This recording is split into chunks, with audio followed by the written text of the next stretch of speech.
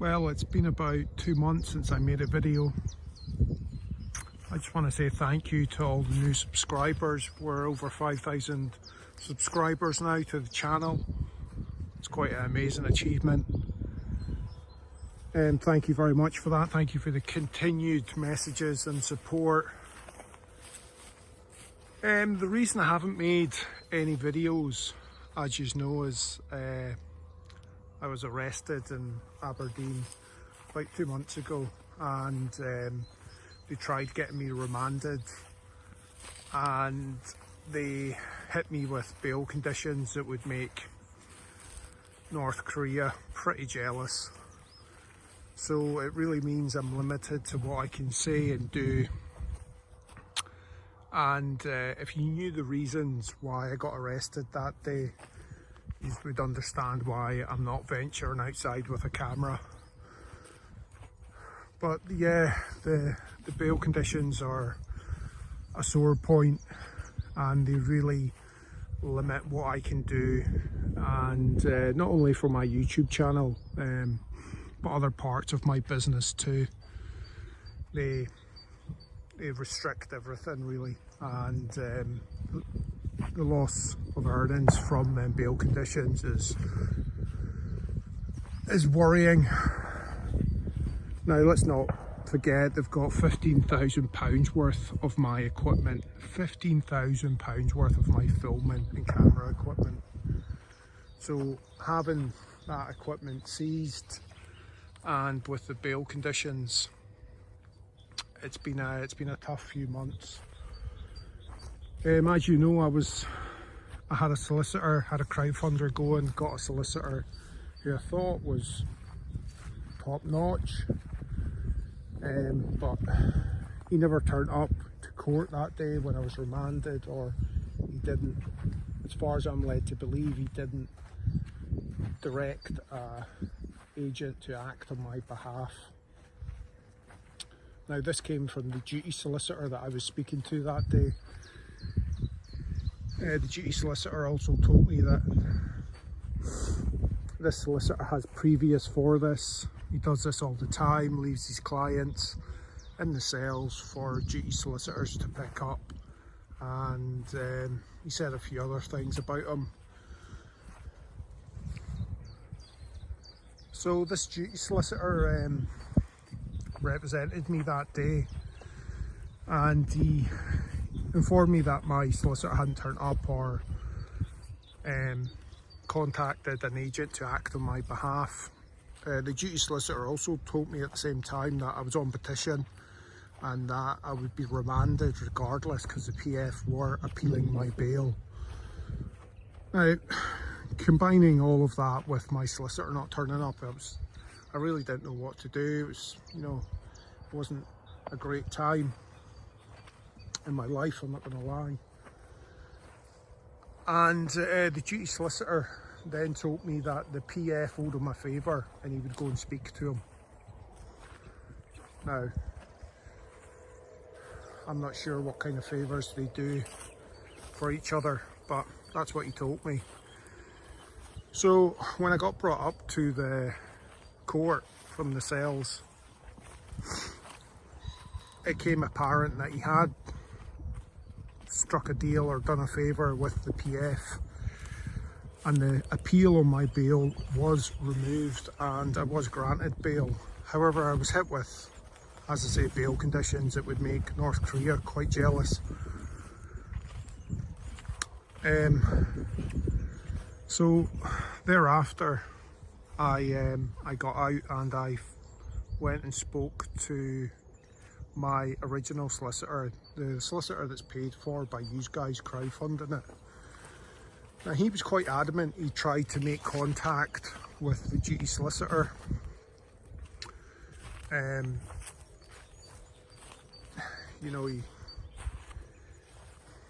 He said he phoned him, he never got any answer, etc, etc.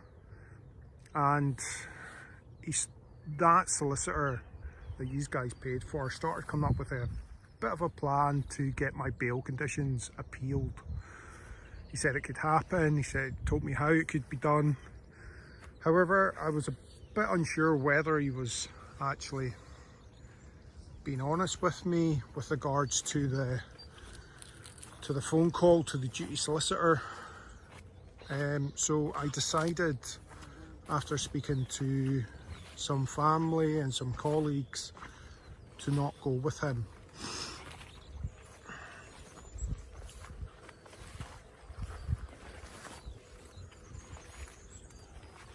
I had spoke to the duty solicitor over the phone that represented me to get my in court that day when I was on petition.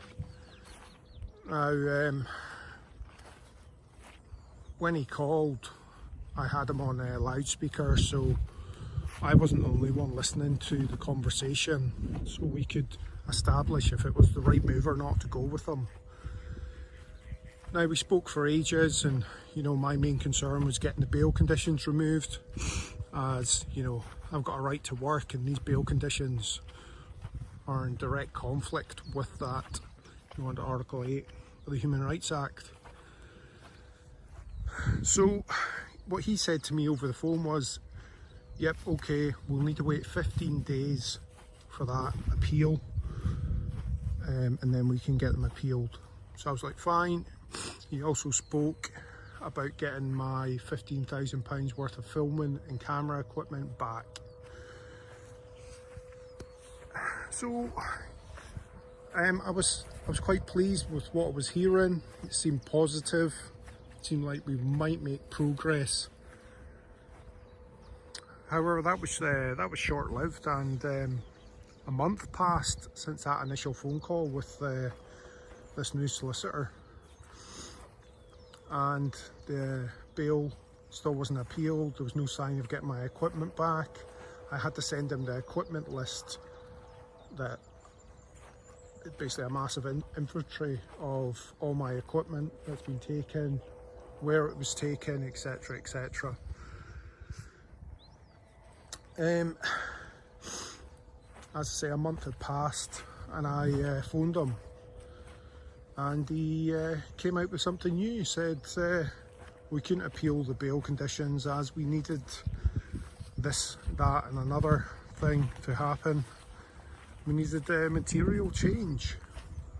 This was a bit of a shock to me, because at no point during that initial phone call conversation did he mention material change. So I wasn't happy at this at all. You know, this was now a month of me not earning, a month of no progress.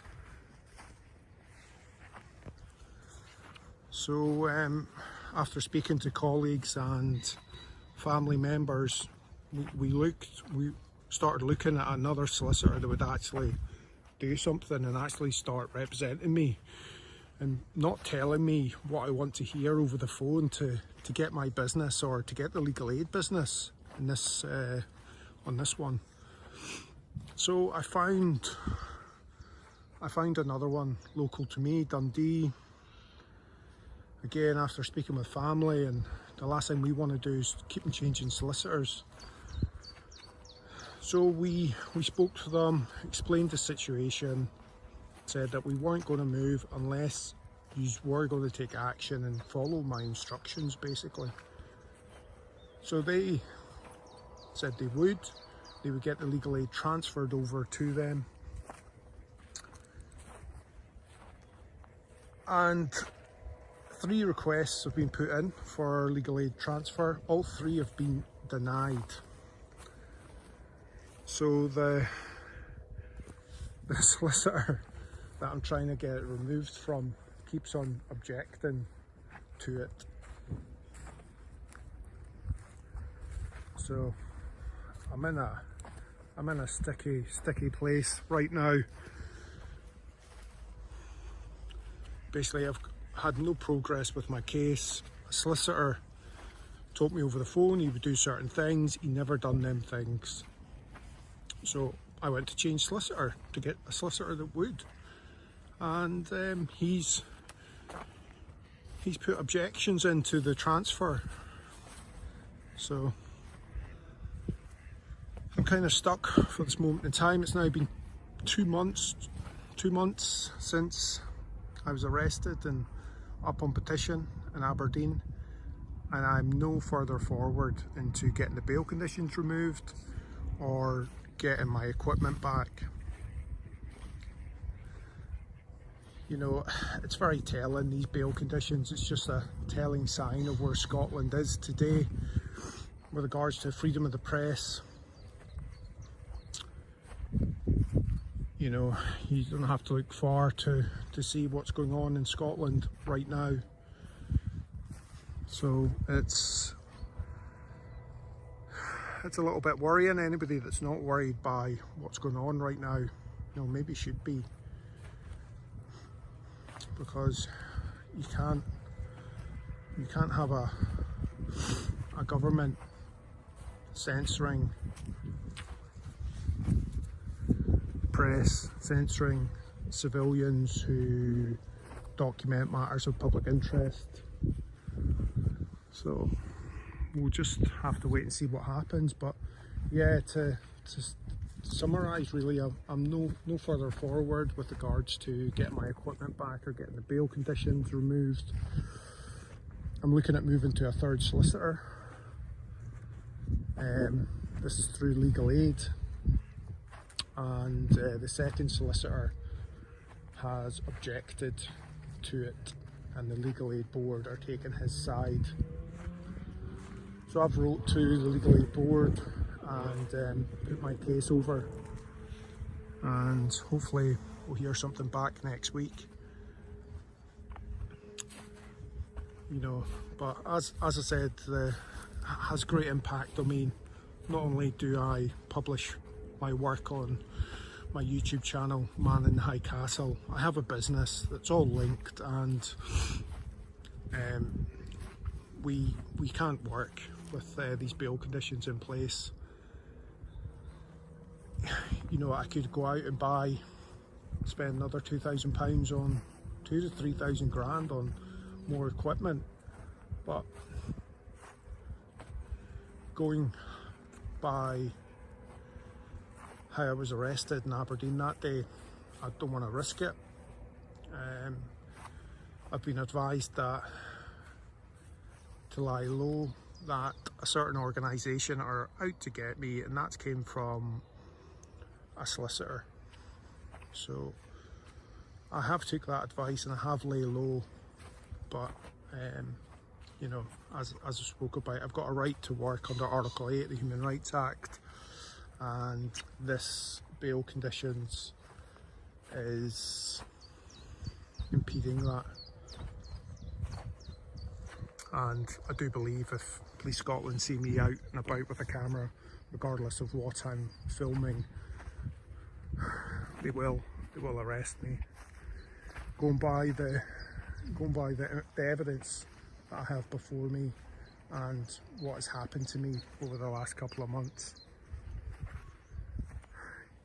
I was really wanting to come on and be able to give you more of a better of an update, really, you know, more detailed, you know, moving in the right direction, but unfortunately I can't, and it's very frustrating to me, to the company,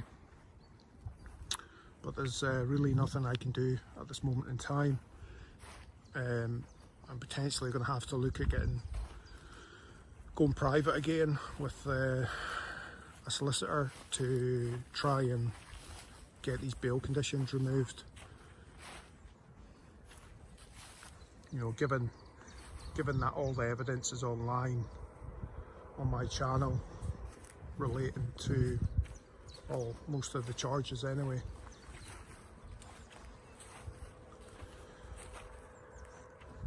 Yeah, it's frustrating. It's been frustrating that I've not been able to tell you everything and go into detail here about it. I think if I could, then it would give you a better understanding of what actually happened to me in Aberdeen that day, why I'm fearful to go back out in the streets and just work, do other things for my company, which involve camera work. It's a sorry state of affairs, that's for sure. But anyway, that's a bit of an update for you all. I say thanks again for all the support, all the messages, and you know, we'll keep building the channel and moving forward.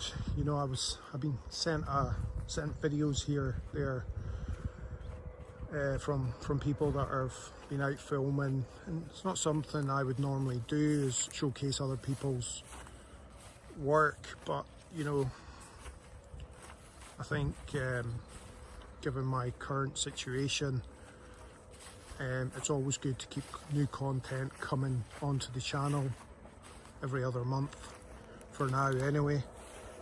And I got a bit of grief for releasing that last video of a guy filming in the shopping centre,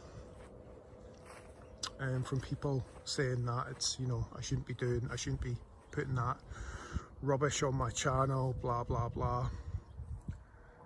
But you know, these security guards are really bad in places. I was on reading Ian Gould's blog. He's a solicitor down in England, and I'll put his link in the description actually for the article that he wrote about security guards and what they've done. It's quite an eye-opener, so I feel justified by putting that onto the channel. You know, and not that it matters, but I think 4 or 5 mainstream news media outlets ran that video too, so I'd say not that that matters what they're doing, but you know. Anyway, I'll stop rambling on, and thanks again for all the support, all the messages, all the emails that I get. You know, I'm staying positive. I'm sure things will be sorted out in the next couple of months, and we'll get back out there filming and documenting matters of public interest, really. That's all that really matters to me. And yeah,